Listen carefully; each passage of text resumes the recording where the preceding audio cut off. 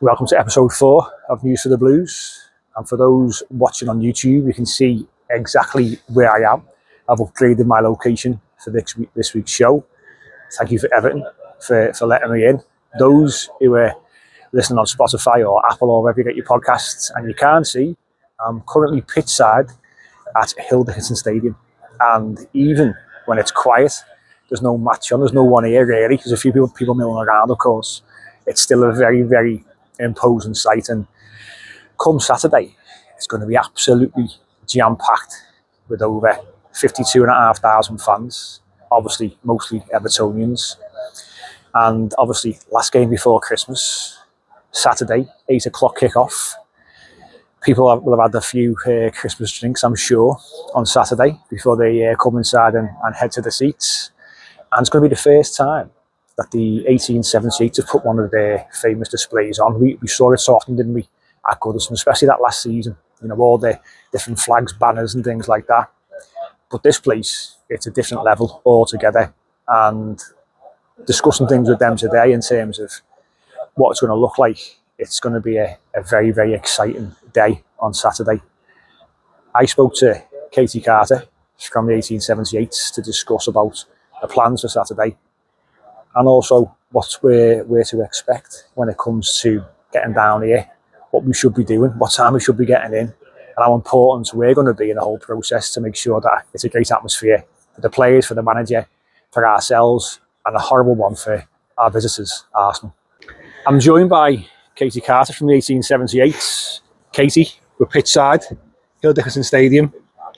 Big plans for Saturday? Yep. Very big. Our biggest, I think, well, apart from our last display at Goodison. So, our first one here.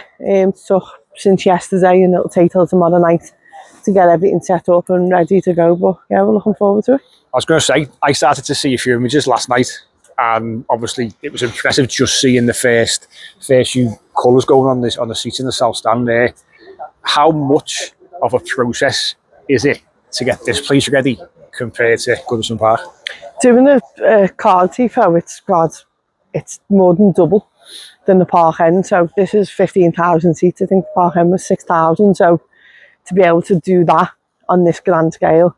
But to be honest, we've been looking forward to doing it. And, as soon as we knew that we were moving here and we seen this stand and stuff like that. So we've been waiting to get our hands on it really. But now it's all here, and hopefully, we need fans to be here 15 minutes before kick-off, and everybody in that south stand to play the part with us and help us out, and mostly help the players on the pitch so they can come out and see what's in front of them.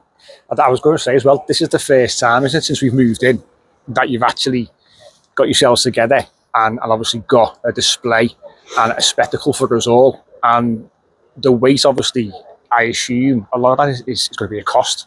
Implication, because obviously you had a big stock of Goodison Park, obviously different flags, different banners, things like that. This place is so much bigger.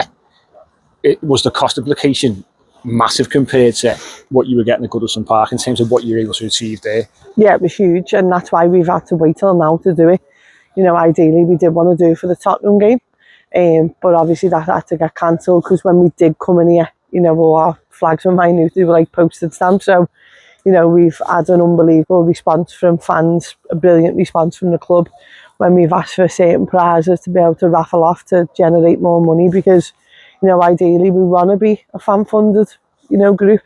We don't always want to have to rely on the club, even though we're really grateful for the support and like everything that they give us. They've helped us out as well with this weekend. So, we've all come together, fans and the club, which is really good, you know what I mean? And we really do appreciate it.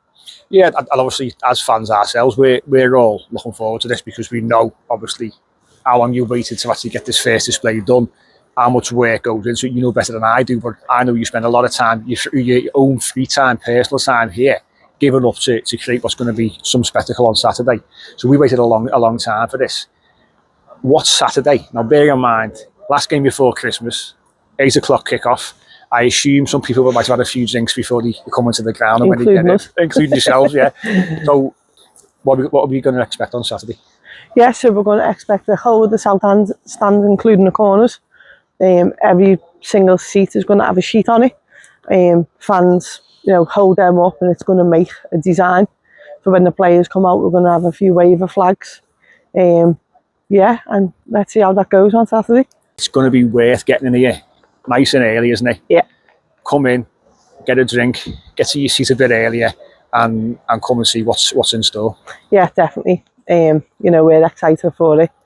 We just hope it pulls off on the night in what we're trying to do. So, we went out with a bang. We want to come in with a bit of a bang, and we want the players to come out and feel that we're all behind them, the whole stadium. So we want as much noise in here as possible. Atmosphere has been a bit of a hit and miss. So, we have parts of the game that are loud, parts that aren't. But, it's a night game, 5 days before Christmas. Everyone's on the ale. You can't get a better, it's perfect time and really to kick off. So, we used to have an angry Goodison and a hostile one. It's time we had an angry, hostile, proper game on the Mersey. Let's make it our first proper one, because some of the other late kickoffs haven't quite gone to plan.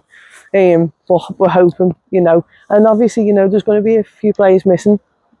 Some are at the AFCON, and some might be injured and stuff. So, we need to help them players on that pitch as much as we can, because there are a few men down and big men as well. So, we need to help them as much as we can. So, ideally, we want everybody making as much noise as they can, not just before the game. We want that to carry on throughout the game, because they need us and we need them. If we can see them having a go, we need to have a go for them as well. So, yeah, let's hope Saturday's a big one and, a big win. And, yeah, just let's see where we go from there. And like you say, obviously, probably some big players missing. We know Garner Gay, we know Iliman and Jai. Dewsbury Hall doesn't look great. Jack Grealish had a bit of a niggle post-Chelsea.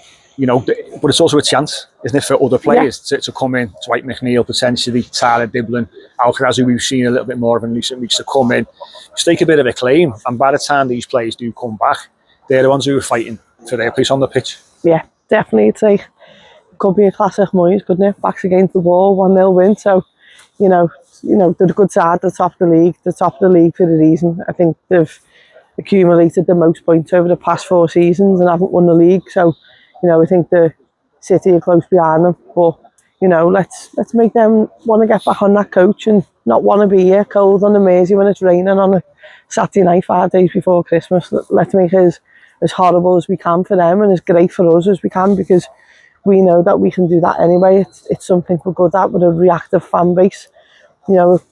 Tackling the first 30 seconds and the ground goes up, or a shot, a goal, or get a corner or something. We need something to get behind and not leak a goal in the first minute this time. But yeah, if we do, we'll come and, as a fan base, play our part as much as we possibly can, and that's all we can ask for off us, and we just hope the players react to that as well. 100%. And obviously, you played your part. We're all going to play our part on Saturday. Massive game for Everton. Appreciate you taking 5-10 minutes to have a chat with me today. No, not a problem at all, and thanks very much. We appreciate all the support we get and all the backing. We've got volunteers here today who help us. Without our fans, none of this is possible. So, we keep moving forward, and this is just the beginning. This is just the thing, a sign of things to come. And we want to get bigger and we want to get better, and we want to ideally. European night is what we want, isn't it? Yeah, of course, and that should be the aim of this football club. It's one of the biggest football clubs, and it's been Dortmund for a while. We need to start believing in ourselves again and changing that mentality, in the stands and on the pitch as well. And you can see some of the players that are being brought in this summer, they've got that mentality now. You can see it's changed slightly. So, we just need to keep pushing, and we need to help them, because at the end of the day, this is our home now, and we need to make it, just as good, if not better, than what it was at Goodison. So, it's a new era, and it's time that we push them on as a fan base and bring the good days back. And it's going to take a while. We're not naive and not stupid enough as a fan to think it's going to happen overnight, because we know it's not. But we can start looking up the table now instead of looking down. Ideally, that's what we all want as fans. So if we can help the players on the pitch as much as we can, then we're doing our job. It's down to them to go and do theirs. So most definitely is. Yeah. Most definitely is. Katie, thanks a lot. It's no raining. Worries. We're getting wet. Yeah. Hopefully it's not quite as bad on Saturday, but hopefully look forward not. to seeing what you got planned. Thank you so much. Thanks a lot. Hopefully, listening to Katie there, you've got yourself right in the mood for Saturday. Say it's going to be an unbelievable day. We've got a big role to play, of course, but the plans are incredible. And I can't wait to see this place dressed for the first time. It's going to be some spectacle.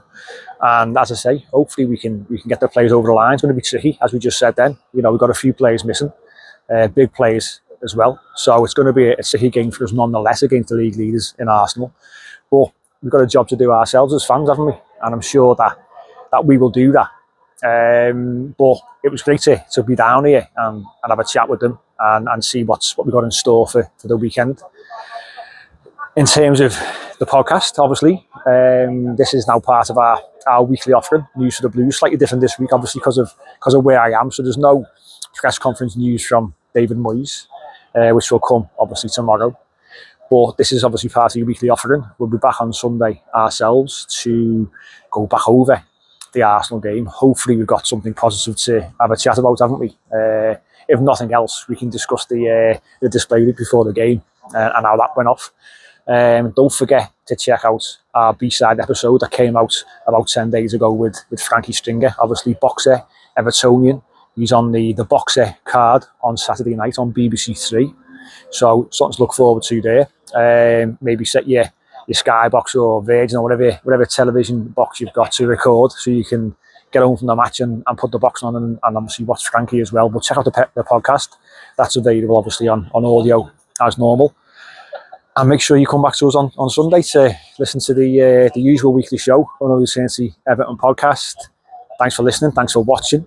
On YouTube, we've got a bit more of a visual display behind you today as opposed to my zebra chair in the house. But thanks for listening. Thanks for watching. And we'll catch you on Sunday.